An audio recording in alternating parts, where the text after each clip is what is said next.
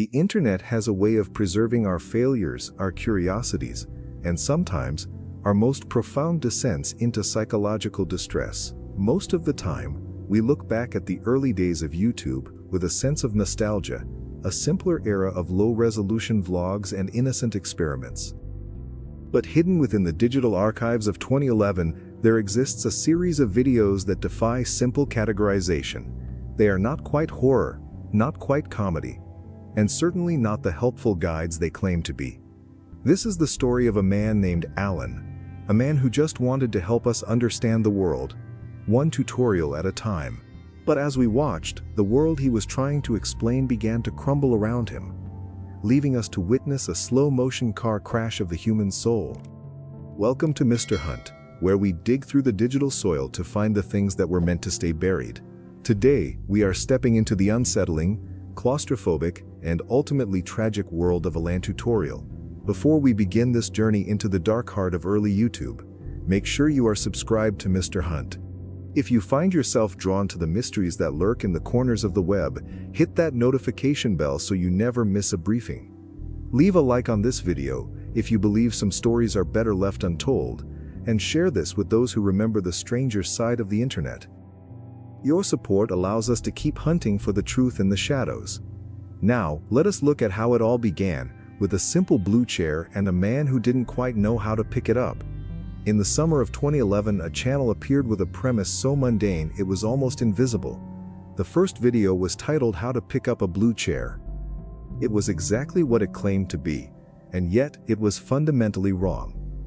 We see a pair of hands, shaky and uncertain, reaching for a standard plastic chair. The voice we hear is Alan's, breathless, high-pitched, and filled with a strange, childlike intensity. He talks to us as if we are students in a classroom, but the lesson is something we all learned as toddlers. He struggles, he fumbles, he treats the simple act of lifting an object as a monumental task of engineering. At first, viewers thought it was a joke, a parody of the burgeoning tutorial culture that was taking over the platform. People laughed at the absurdity of a grown man explaining how to leak water out of a hose, or how to get a piece of paper off the floor. But the laughter didn't last. There was something in Alan's voice that wasn't quite right. It wasn't the delivery of a comedian, it was the sound of someone who was genuinely struggling to interface with reality.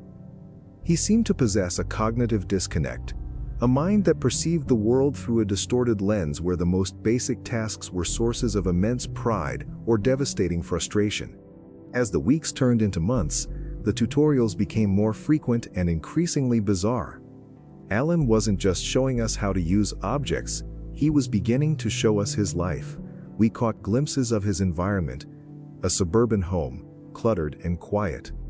We heard the distant sounds of other people, perhaps family members, who never appeared on camera. They were like ghosts in the background of Alan's digital world, ignoring the man in the room who was obsessively filming his hands as he tried to figure out how to stand on a piece of wood. The isolation was palpable. Alan was alone in a house full of people, trapped in a cycle of creation that no one around him seemed to acknowledge. This was the first phase of the descent, a period of quiet desperation where the boundaries between helpful advice and psychological distress began to blur. Alan was building a world out of cardboard, tape, and discarded junk, and he was inviting us to live in it with him. But the house wouldn't hold him forever. The tone of the channel shifted dramatically when the tutorials moved outside. The suburban comfort was gone, replaced by the harsh, unforgiving reality of the woods and the streets. Alan had been cast out. We don't know why, and we don't know how, but the man who struggled to pick up a chair was now trying to explain how to sleep on the ground. The camera quality dipped, the lighting became erratic, and Alan's physical appearance began to deteriorate. His clothes were dirty, his hair was matted, and the childlike wonder in his voice was being replaced by a frantic, survivalist edge. He was still making tutorials, but the stakes had changed. He was showing us how to find a pocket of air or how to build a shelter out of trash. It was no longer a parody. It was a document of a man losing his grip on everything. The woods became a purgatory for Alan. He wandered through the brush, filming his feet, his hands, and the various objects he found in the dirt. He treated a discarded soda can like a holy relic, a piece of technology that required a detailed explanation. The viewers who had originally come for the weird videos were now starting to feel a deep sense of unease. This wasn't just a creative project anymore. It felt like we were watching a real person suffer in real time. The comments sections were a mixture of theories, jokes, and genuine concern. Was Alan a character? Was this a sophisticated piece of performance art? Or were we participants in a voyeuristic exercise, watching a man with a cognitive disconnect document his own homelessness? The line between fiction and reality was becoming dangerously thin, and Alan Resnick, the brilliant mind behind the camera, was playing with that tension like a master puppeteer. But the woods were only a transition. The true horror of Alantutorial was about to begin in a place that was far more controlled and far more sinister. After a period of silence that left the audience wondering if Alan had simply vanished into the wilderness, a new video appeared. The setting had changed completely. Alan was no longer outside. He was in a room. A perfectly white, windowless, clinical room. The transition was jarring. There was no explanation for how he got there or who had put him there. He was simply present, surrounded by a few basic supplies and his ever-present camera. This was the beginning of the Cadavero phase, the most disturbing chapter of the story.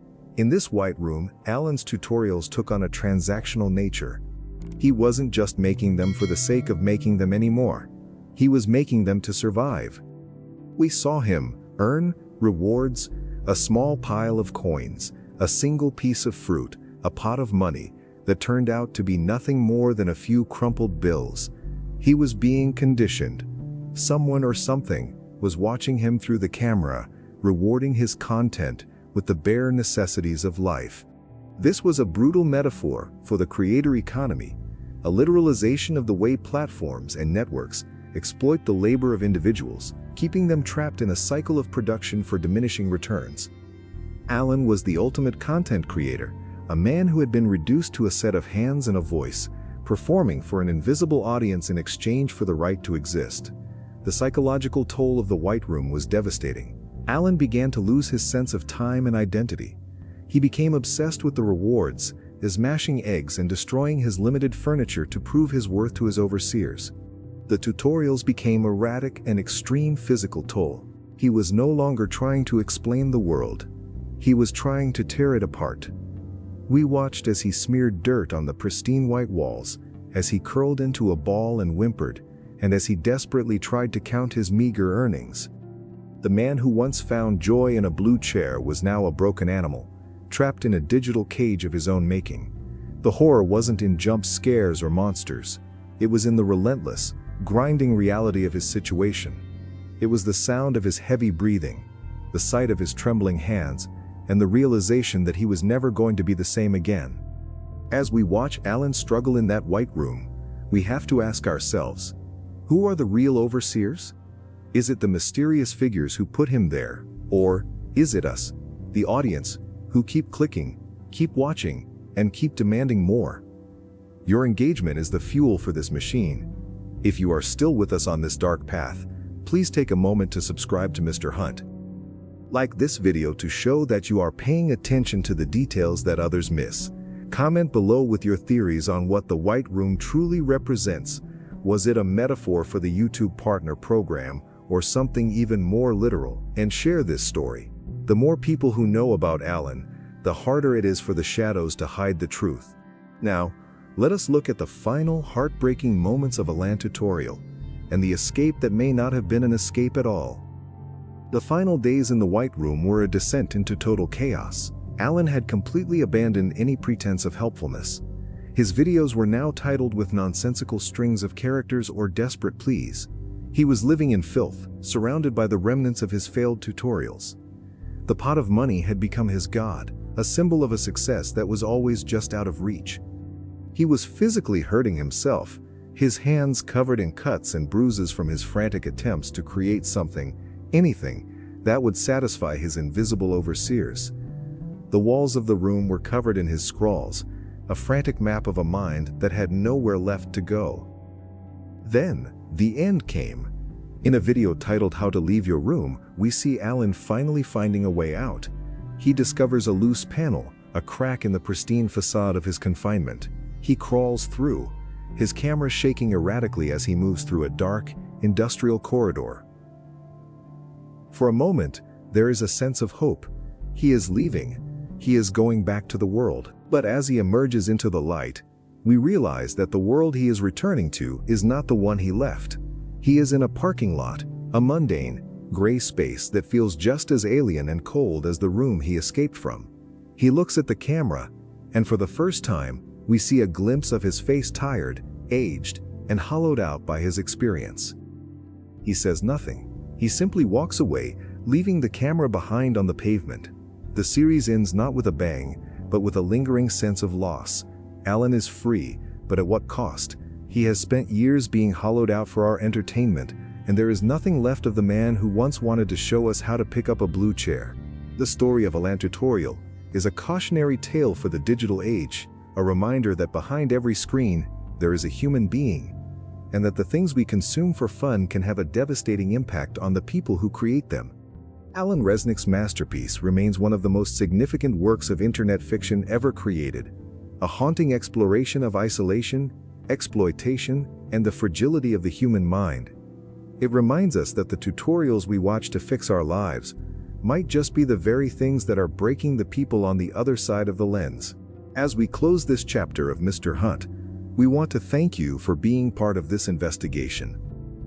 The world of Alantutorial is a dark mirror held up to our own digital habits, and we hope it has given you something to think about the next time you fall down a YouTube rabbit hole. Make sure you are subscribed, hit the like button, and share your thoughts in the comments. We want to hear your perspective on Alan's journey. Was it a tragedy, a critique, or something else entirely? Share this video with those who appreciate the deeper mysteries of the web. Until next time, keep hunting for the truth, even when it's hidden in plain sight.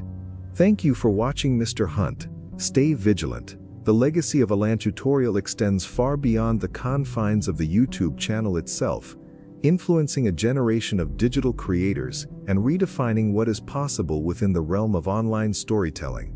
When Alan Resnick first started uploading those shaky, low-resolution videos, the concept of an alternate reality game or a web series that blended fiction with reality was still in its infancy. There were predecessors, of course, like Marble Hornets or the early Slender Man mythos, but Alantutorial brought a level of psychological depth and satirical bite that was entirely new. It wasn't just trying to scare the audience, it was trying to make them uncomfortable with the very act of watching. This meta-commentary on the nature of the platform is what gives the series its lasting power. It forces us to confront our own role as consumers in a system that often prioritizes engagement over human well-being. The White Room phase, in particular, has been dissected by critics and fans alike as a scathing critique of the way YouTube and other social media platforms gamify creativity. The idea of earning rewards for content, the pressure to produce even when one has nothing left to say, and the eventual burnout and self-destruction of the creator are all themes that resonate more strongly today than they did in 2011. Alan's descent wasn't just a personal tragedy, it was a systemic one. He was a victim of a machine that he didn't fully understand, a machine that we are all, in some way, a part of. The brilliance of Resnick's performance cannot be overstated. He managed to create a character that was simultaneously pitiable, frustrating, and terrifying. We felt for Alan, even as we were repulsed by his actions. We wanted him to succeed, even as we knew his success was predicated on his own exploitation. This duality is what makes Alantutorial so haunting. It's a story that stays with you long after the final video ends, a digital ghost that haunts the archives of the internet. Even now, years after the series concluded, new viewers are discovering Alan's world and finding themselves drawn into its dark, surreal logic. It serves as a reminder that the internet is not just a tool for information or entertainment. It is a space where we project our fears, our desires, and our most profound anxieties. The story of Alantutorial is a story about all of us, and the ways in which we are all, in some sense, trying to figure out how to pick up the blue chairs of our own lives. As we wrap up this special report on Mr. Hunt, we want to remind you that the hunt for truth never truly ends. There are always more stories to find, more mysteries to unravel, and more shadows to explore. If you enjoyed this deep dive into the darker side of YouTube history, please make sure you are subscribed to Mr. Hunt. Your support is what allows us to continue this work, to find the stories that others miss and to bring them to light. Hit the like button if you found this analysis insightful, and don't forget to comment below with your own memories of Alantutorial or other internet mysteries that have stayed with you. Share this video with your friends and fellow hunters. The more we share, the more we learn. Thank you for joining us today on Mr. Hunt. We'll be back soon with another investigation into the hidden corners of our world. Until then, stay curious and stay safe. The impact of Alantutorial on the Unfiction genre is another area that deserves closer inspection. Unfiction, as a term, describes a type of storytelling that presents itself as real, often using real-world platforms and social media to blur the lines between the narrative and the audience's reality. Alantutorial was a pioneer in this regard, using the very structure of a YouTube channel to tell a story that felt disturbingly authentic. It didn't have the polished look of a traditional film or television show. It had the raw, unedited feel of a real person's digital footprint. This authenticity is what made the series so effective. It bypassed our usual defenses against fiction, making us feel like we were witnessing something that wasn't supposed to be seen. This found footage aesthetic, combined with the slow burn pacing and the lack of overt exposition, created a sense of immersion that few other series have managed to achieve. It paved the way for later projects like Daisy Brown or Hi, I'm Mary Mary, which also used the tutorial or vlog format to explore themes of isolation, trauma, and the surreal. These creators owe a significant debt to Alan Resnick and his willingness to push the boundaries of the platform. Alantutorial showed that you don't need a big budget or a professional crew to tell a powerful and haunting story. You just need a compelling idea and a deep understanding of the medium you are working in. The series also highlighted the power of the audience in the digital age. The theories, the fan art, and the collective effort to solve the mystery were all part of the experience. The audience wasn't just watching the story. They were participating in it, helping to build the lore and to spread the word. This collaborative aspect of Unfiction is one of its most exciting and unique features, and Alantutorial was one of the first projects to truly harness it. As we look back on the series today, we can see it as a milestone in the evolution of digital storytelling, a project that challenged our perceptions of what the internet could be, and how we could use it to tell stories that matter. It reminds us that even in the most mundane corners of the web, there is the potential for something extraordinary, something that can move us, challenge us, and stay with us for years to come. Thank you for being part of this exploration on Mr. Hunt. We hope you found it as fascinating as we did. Don't forget to subscribe, like, and share. Your support is what keeps the hunt alive. We'll see you in the next video. The psychological underpinnings of Alan's character are also worth a deeper dive. Throughout the series, Alan exhibits many traits that suggest a profound developmental or cognitive difference. He is easily overwhelmed by simple tasks. He has a very literal understanding of language, and he seems to lack a basic understanding of social norms and boundaries. This has led to many discussions about whether Alan is meant to be neurodivergent, and if so, what that says about the way society treats people who don't fit into traditional molds. Some viewers see the series as a compassionate, if dark, exploration of the challenges faced by people with disabilities, highlighting the isolation and the potential for exploitation that they often face. Others see it as a more general metaphor for the way all of us struggle to navigate a world that often feels incomprehensible and overwhelming. Alan's tutorials are a way for him to try to make sense of his environment, to create order out of chaos, and to find a sense of purpose and connection. The fact that he fails so often and so tragically is a reflection of the difficulty of that task. His obsession with money and rewards in the White Room can be seen as a desperate attempt to find a measure of success in a world that has otherwise rejected him. It's a heartbreaking portrayal of the human need for validation and the lengths to which people will go to achieve it. The tragedy of Alan is that his efforts are ultimately extreme physical toll, leading him deeper into his own confinement rather than out of it. This psychological depth is what elevates Alantutorial from a simple weird video series into a profound work of art. It forces us to empathize with a character who is fundamentally different from us, and to confront the ways in which our own society can be just as cold and clinical as the White Room. It's a story that challenges our assumptions and makes us look at the world with a little more compassion and a little more fear. As we conclude this segment of Mr. Hunt, we want to thank you for your thoughtful engagement with this complex and challenging story. The world of Alantutorial is not an easy one to inhabit, but it is one that offers many rewards for those who are willing to look closely. Make sure you are subscribed to Mr. Hunt for more deep dives into the psychology of the web. Like this video if you appreciate our commitment to exploring these difficult themes, and share your own thoughts in the comments. Your perspective is what makes this community so valuable. Share this video with others who are interested in the intersection of psychology and digital culture. Together, we can continue to hunt for the truth in all its forms. Thank you for watching, Mr. Hunt. We'll see you soon. The aesthetic of Alantutorial is also a crucial part of its impact.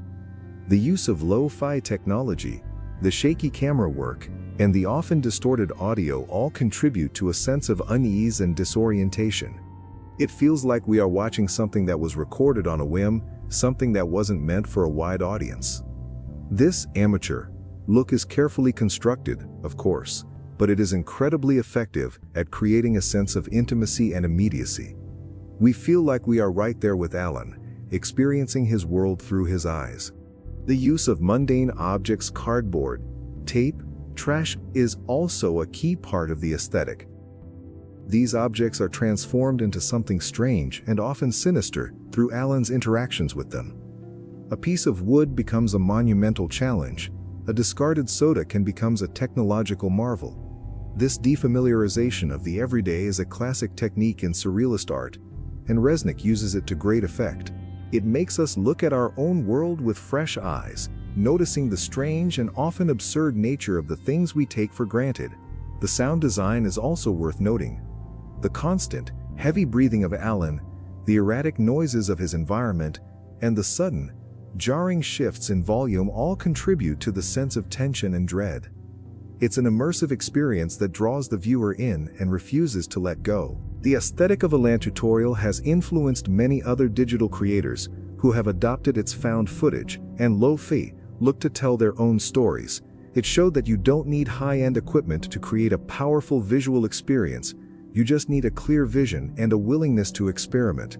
As we look back on the series today, we can appreciate it as a masterclass in visual storytelling, a project that used the limitations of its medium to create something truly unique and unforgettable. Thank you for joining us for this aesthetic analysis on Mr. Hunt. We hope it has given you a new appreciation for the artistry of Alantutorial. Don't forget to subscribe, like, and share. Your support is what keeps the hunt alive. We'll see you in the next video. The mystery of what happened to Alan after the final video is something that still sparks debate among fans. Did he find his way back to a normal life, or was he forever changed by his experience? Some believe that the final video shows Alan's rebirth, a moment of liberation where he finally breaks free from the digital and physical confinements that held him. They see his walk away from the camera as a final act of defiance, a refusal to be a content creator any longer. Others are less optimistic, seeing the gray, mundane world he enters as just another kind of confinement. They worry that without the structure of his tutorials and the rewards of the White Room, Alan will be unable to survive in a world that has no place for him. This ambiguity is a hallmark of great storytelling, leaving the audience to fill in the blanks and to draw their own conclusions. It ensures that the story lives on in the minds of the viewers long after the screen goes black. Alan Resnick has remained largely silent about the true meaning of the ending, preferring to let the work speak for itself. This only adds to the mystery and the allure of the series. It reminds us that some questions are better left unanswered, and that the power of a story often lies in the things it doesn't tell us. The legacy of Alantutorial is one of mystery, tragedy, and profound insight into the human condition in the digital age. It is a story that continues to resonate, to challenge, and to haunt us. As we conclude our investigation on Mr. Hunt, we want to thank you for being part of this journey. We hope you have found it as thought-provoking and as unsettling as we did. Make sure you are subscribed to Mr. Hunt for more explorations into the mysteries of the web. Like this video to show your support for our work, and share your own theories about Alan's fate in the comments below. We want to hear from you.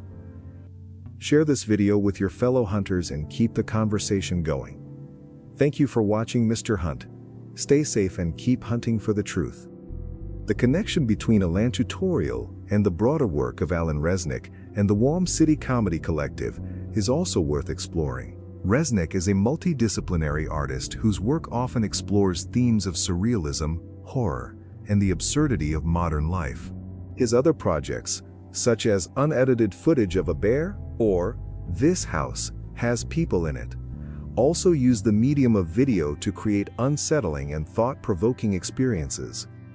They share many of the same themes as Alantutorial: isolation, the breakdown of reality, and the hidden darkness within the mundane. By looking at Alantutorial within the context of Resnick's broader body of work, we can see it as part of a larger artistic vision, a consistent exploration of the anxieties and the absurdities of our time. Walm City Comedy, the collective that Resnick is a part of, is known for its experimental and often challenging work, pushing the boundaries of comedy and performance art. Alantutorial is perhaps their most well-known and influential project, but it is just one part of a rich and diverse creative output. Understanding this connection helps to situate the series within a larger artistic tradition, one that values experimentation, subversion, and the power of the unexpected. It reminds us that Alantutorial wasn't just a fluke, it was the work of a highly skilled and visionary artist who was using the tools of the digital age to create something truly new and important. As we wrap up this look at the creative context of Alantutorial on Mr. Hunt, we want to thank you for your continued support. Your engagement is what allows us to explore these fascinating connections and to bring you a deeper understanding of the stories we cover. Make sure you are subscribed to Mr. Hunt, like this video, and share your thoughts in the comments. We love hearing from our community. Share this video with others who are interested in the intersection of art, comedy, and horror. Together, we can continue to hunt for the truth in all its forms. Thank you for watching Mr. Hunt. We'll see you soon. The role of tutorial culture itself is the final piece of the puzzle. In the early 2010s, YouTube was becoming the go-to destination for anyone looking to learn a new skill, from coding to cooking to home repair. These videos often followed a specific format: a friendly voice, a step-by-step guide, and a sense of empowerment. Alantutorial took this format and turned it on its head. Instead of empowerment, we saw frustration and failure. Instead of a friendly voice, we heard a voice filled with anxiety and desperation. Instead of a clear guide, we saw a descent into chaos. This subversion of the tutorial genre was a powerful way to critique the idea that everything in life can be solved with a simple set of instructions. It highlighted the messiness, the difficulty, and the often absurd nature of our attempts to master our environment. It reminded us that some things can't be fixed with a tutorial, and that the pursuit of perfection and mastery can sometimes lead us away from our own humanity. Alan's struggle to pick up a blue chair is a metaphor for all our struggles to navigate a world that is far more complex and unpredictable than any tutorial can ever account for. It's a powerful and enduring message, one that remains just as relevant today as it was when the first video was uploaded. As we close this investigation on Mr. Hunt, we want to thank you for joining us for this deep dive into the world of Alantutorial. It has been a dark and challenging journey, but one that we hope has been worth it. Make sure you are subscribed to Mr. Hunt for more investigations into the hidden corners of the web. Like this video to show your support, and share your own thoughts on the meaning of Alantutorial in the comments below. Your engagement is what keeps this channel going. Share this video with your friends and fellow hunters. Thank you for watching Mr. Hunt. Stay curious, stay vigilant, and most importantly, stay safe. The hunt for truth continues. Thank you.